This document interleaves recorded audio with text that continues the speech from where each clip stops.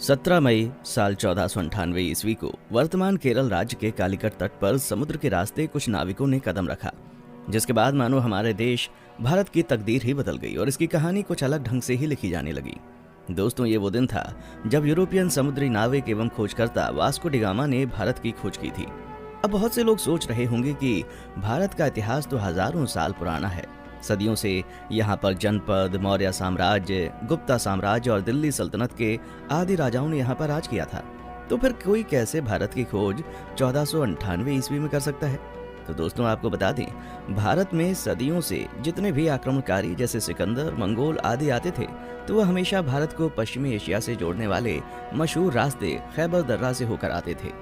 लेकिन 17 मई 1498 को Vasco da gamma ने समुद्र के रास्ते यूरोप से भारत के केरल राज्य के कालीकट तक पहुंचकर एक समुद्री रास्ता ढूंढ निकाला था, जिसे ही वास्तव में भारत की खोज माना जाता है। दोस्तों, आपको बता दें, उस समय भारत अपने कृषि उत्पादों के लिए बहुत ही ज्यादा मशहूर हुआ करता था। विशेषकर मसालों जैसे कि काली मिर्च, इलायची, दालचीनी आदि के लिए बहुत प्रसिद्ध था, जिस कारण उस समय भारत के साथ व्यापार करने के लिए यूरोप तथा अरब के देशों के बीच होड़ लगी रहती थी।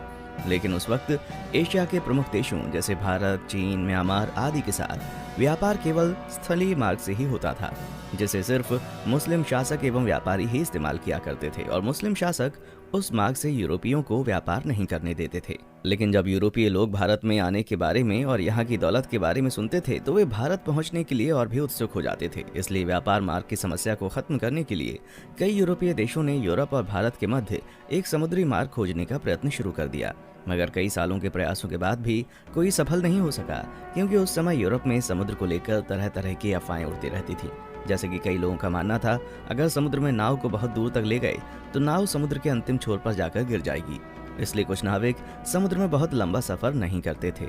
लेकिन फिर 1960 के दशक में पुर्तगाल के शहर सीन्स में जन्मे वास्को डी गामा ने भारत का समुद्री मार्ग ढूंढकर यूरोप के सामने व्यापार का एक नया दौर शुरू कर दिया और हमेशा के लिए इतिहास के पन्नों में अपना नाम दर्ज करा लिया।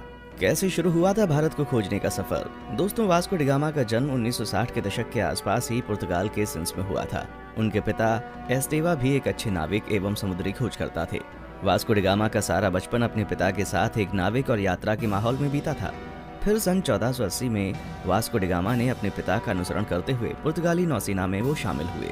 यहीं पर उन्होंने नौचालन का एक एडवांस तरीका और लंबी समुद्री यात्रा करना सीखा। फिर उस समय पुर्तगाल के राजा हेनरी, जिन्हें हेनरी द नेविगेटर के नाम से भी जाना जाता था, उन्होंने उत्तर और पश्चिम अफ्रीका में कई सफल समुद्री यात्राओं तथा खोजों को आर्थिक सहायता एवं संरक्षण प्रदान किया था, जिस वजह से बहुत से नाविक नए नए द्वीपों को ढूंढने की कोशिश किया करते थे। इसी के चलते 1487 में पुर्तगाल के ही एक प्रसिद्ध खोजकर्ता बार्टोलुम डायस ने अफ्रीका के दक्षिणी सिरे तक यात्रा करके ये पता लगा लिया था कि हिंद महासागर और अटलांटिक महासागर एक दूसरे से जुड़े हुए हैं। जिसके बाद डी गामा, जो समुद्री यात्राओं एवं खोजबीन में गहरी दिलचस्पी रखता था, वो जानता था कि यदि हिंद और अटलांटिक महासागर अफ्रीकी भूमि के अंत में जुड़ते हैं तो वो अफ्रीका से दूर दक्षिणी कोने पर मौजूद केप ऑफ गुड होप के माध्यम से भारत तक पहुंचने का मार्ग खोज सकता है। जिसके बाद 8 जुलाई 1497 को वास्को डी गामा ने 4 जहाजों और 170 आदमियों के दल के साथ पुर्तगाल के लिस्बन शहर से अपनी यात्रा शुरू की। वो खुद 200 टन वजनी सेंट गैब्रियल नामक जहाज में सवार हुआ और अपने छोटे भाई पाउलो को सेंट राफेल नामक जहाज का नेतृत्व सौंप दिया।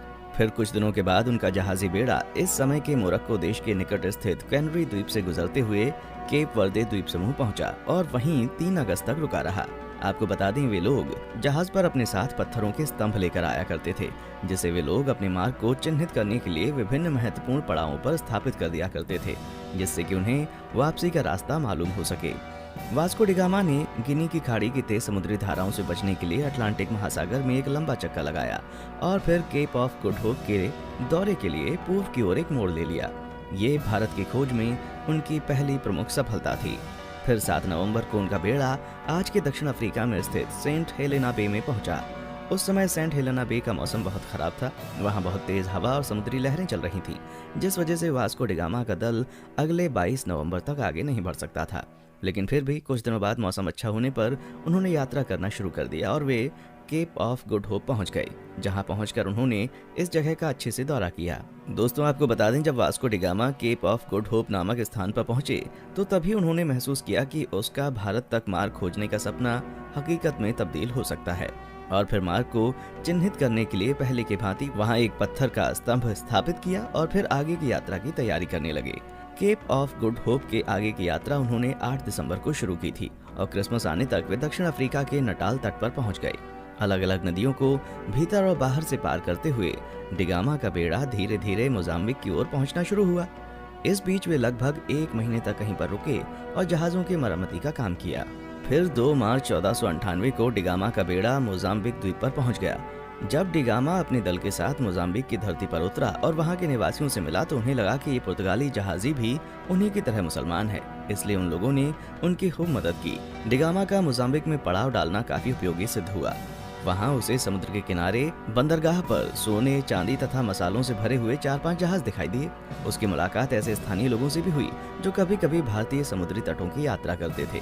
इससे वास्को डी गामा को पूरा विश्वास हो गया कि वो उचित दिशा की ओर आगे बढ़ रहा था। उसे उस दिशा को समझने में भी मदद मिली जिधर अब उसे आगे बढ़ना था। फिर 7 अप्रैल 1498 को उनका बेड़ा मोम्बासा में प्रवेश कर गया तथा यात्रा के एक और महत्वपूर्ण ठहराव मोम्बासा के ही मालिंदी में लंगर डाल दिया। मालिंदी में डिगामा की मुलाकात कांजी मालम नामक एक ऐसे गुजराती नाविक से हुई जो भारत के दक्षिण पश्चिम तट के कालीकट जाने का मार्ग जानता था। उस गुजराती नाविक के महत्व को देखते हुए डिगामा ने उसे भी मार्गदर्शक के रूप में अपने बेड़े में ले लिया और फिर अगले 20 दिन तक लगातार हिंद महासागर में चलने के बाद डिगामा को धीरे धीरे भारत के घाट और पहाड़ दिखने लगे। फिर 17 मई 1498 को वो भारत के दक्षिण पश्चिम में स्थित कालीकट के बंदरगाह पर जा पहुंचा। कालीकट में स्थानीय राजनयिकों द्वारा वास्को डी गामा का काफी अच्छी तरह से स्वागत किया गया। वो यहाँ लगभग अगले 3 महीने तक रहा और भारत के बारे में बहुत सारी महत्वपूर्ण जानकारियां इकट्ठा करता रहा। दोस्तों, वास्को डी गामा के भारत आने और उसके कालीकट में उतरने के बाद भी कई ऐसी घटनाएं हुई जिसके बारे में अभी भी लोगों में सहमति नहीं हो पाई है, लेकिन हम अपने किसी और वीडियो में उसके भारतीयों के साथ किए गए जुल्म और अत्याचार पर अलग से वीडियो बनाएंगे। इस वीडियो में हम सिर्फ उसकी यात्रा पर वीडियो बना रहे हैं। दोस्तों, यहाँ 3 महीने रहने के बाद वास्को डी गामा 2 साल से अधिक समय की यात्रा करते हुए 18 सितंबर को पुनः लिस्बन लौट आया। इस दौरान उसने लगभग 38,600 किलोमीटर की यात्रा की थी।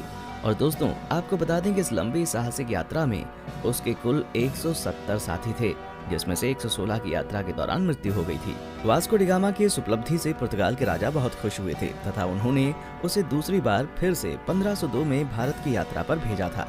इतिहासकारों का मानना है जब डी गामा विभिन्न प्रकार के भारतीय मसालों और रेशम के साथ अपने देश पुर्तगाल लौटा तो उसने केवल मसाला बेचकर ही यात्रा पर खर्च किए गए पैसों से 4 गुना ज्यादा पैसे कमा लिए थे।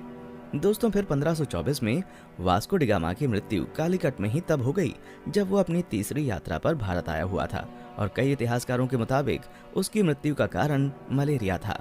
दोस्तों, जब डी गामा ने यूरोप और भारत के बीच का समुद्री मार्ग खोज लिया था तब डी गामा का नाम पूरे यूरोप में बहुत मशहूर हो गया था और उसकी उस साहसिक यात्रा की चर्चा सभी यूरोपीय देशों में होने लगी थी तथा धीरे धीरे अन्य देशों ने भी उसी खोजे गए रास्ते से अपने अभियान भारत भेजने शुरू कर दिए थे, जिस वजह से पुर्तगालियों के बाद डच, डेनिश, ब्रिटिश और फ्रांसीसी भी भारत आना शुरू हो गए थे।